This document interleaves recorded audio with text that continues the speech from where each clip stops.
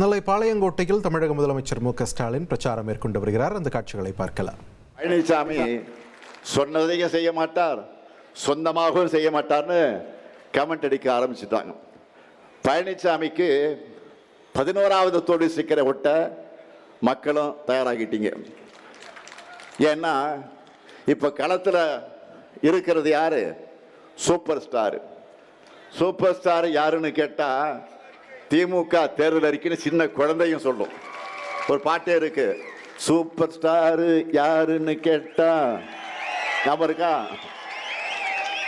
திமுக தேர்தல் அறிக்கைன்னு சின்ன குழந்தையும் சொல்லும். ஆக இப்போ ஐபிஎல் நடந்துகிட்டு இருக்கு, கிரிக்கெட் ஐபிஎல் நடந்துகிட்டு இருக்கு. நீங்க பார்த்துட்டு இருப்பீங்க, நிறைய சிக்ஸர்கள்லாம் பார்த்துருப்பீங்க. தேர்தல் அறிக்கை மூலமா நாம் அடித்த சிக்ஸரில் சிலவற்றை மட்டும் இப்போ ஹைலைட்டா உங்களுக்கு சொல்ல போறேன். முதல் சிக்ஸர், இல்லத்தரசிகளுக்கு கூப்பன் வழங்குகிற திட்டம். எவ்வளவுக்கு கூப்பன் தர போறோம்? எவ்வளவுக்கு கூப்பன் தர போறோம்? 8000 ரூபாய்க்கு கூப்பன்.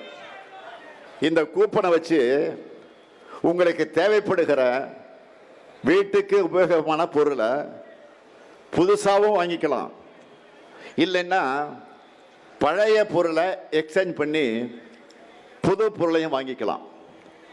உங்களுக்கு பிடிச்ச கடையில் உங்களுக்கு பிடிச்ச பிராண்டு வாங்கிக்கலாம். அது மட்டும் இல்லை, இல்லத்தரசிகளுக்கு இனிமேல் உரிமை தொகை 2000 ரூபாய் கிடைக்க போகுது. அடுத்தடுத்த சிசரில் வரிசையாக சொல்கிறேன். காலை உணவு திட்டம், குழந்தைகளோட பசியை போக்கக்கூடிய திட்டம். அது குழந்தைகளோட பசியை போக்குற திட்டம் மட்டும் இல்லை, இல்லத்தரசிகளுடைய பணிச்சுமையை குறைக்கிற திட்டம். இனிமேல் காலை உணவு திட்டத்தை 8ஆம் வகுப்பு வரைக்கும் விரிவாக்கம் செய்ய போகிறோம். முதல்ல 5 வரைக்கும் தான், 5ஆம் வகுப்பு வரைக்கும் தான். இப்போ 8ஆம் வகுப்பு வரை விரிவாக்கம் செய்ய போகிறோம். அதே போல் 20 லட்சத்துக்கு அதிகமான உழவர்கள் பயன்பெறக்கூடிய வகையில் எந்தவித மீட்டரும் பொருத்தப்படாத நவீன மின்சார பம்பு செட்டுகளை வழங்க போறோம்.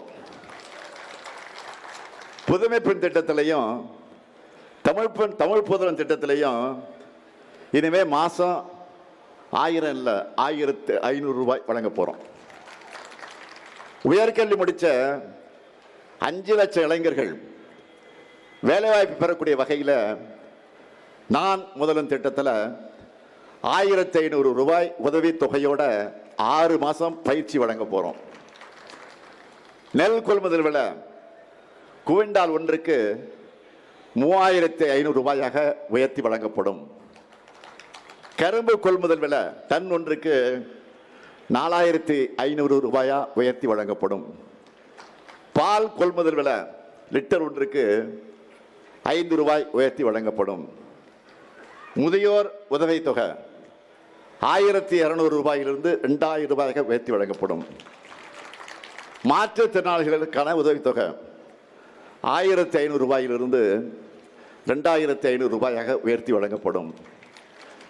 மீன்பிடி தடைக்கால சிறப்பு நிவாரண தொகை 8000 ரூபாயிலிருந்து 12000 ரூபாயாகவும், மீன்பிடி குறைவுகால சிறப்பு நிவாரண தொகை 6000 ரூபாயிலிருந்து 9000 ரூபாயாகவும் உயர்த்தி வழங்கப்படும்.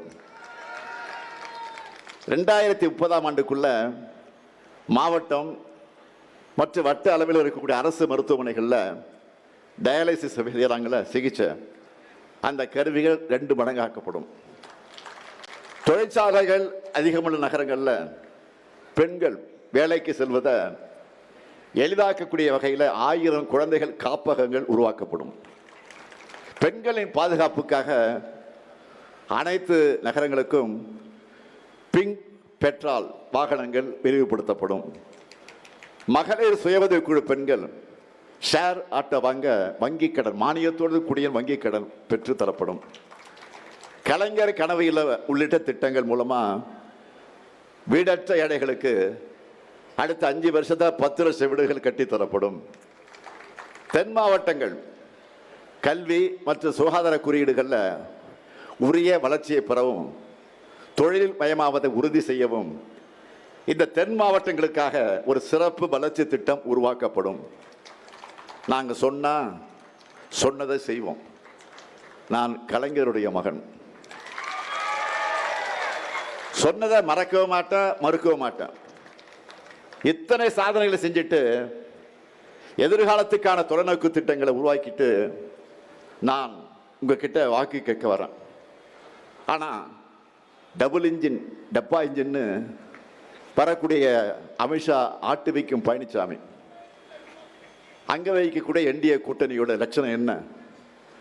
மக்களுக்காக அவங்க செஞ்சதெல்லாம் என்ன? 2014 பிரதமர் மோடி ஆட்சிக்கு வந்தார்.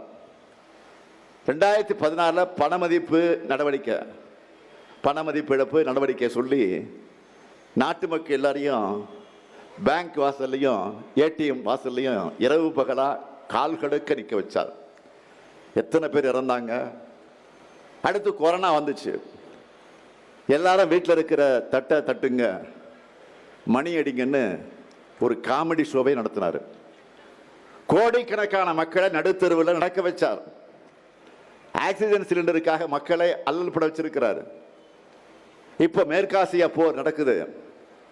பொறுப்பான மாநில அரசு நாங்கள் முதல்லையே சலுகை திட்டங்களை அறிவிச்சிட்டோம். ஆனால் பிரதமர் கொரோனா காலம் மாதிரி ரெடியா இருங்கன்னு சொல்லிட்டு மக்களை கேஸ் சிலிண்டருக்காக காத்திருக்க வச்சிருக்கிறார். 1,27,00,000 மனங்களை வென்ற தந்தி டிவி யூடியூப் சேனல். தவிர்க்க முடியாத தம்ப்நெயில்ஸ், கலக்கலான கான்டென்ட்ஸ். நீங்களும் இந்த குடும்பத்தில் இணைய இப்பவே சப்ஸ்கிரைப் பண்ணுங்க. அசுரபலம் கொண்ட எங்கள் டிஜிட்டல் கரங்களில் உங்கள் விளம்பரங்களை சேர்க்க வாட்ஸ்அப் பண்ணுங்க. 8939888838. Email advtthanditv@dttv.in.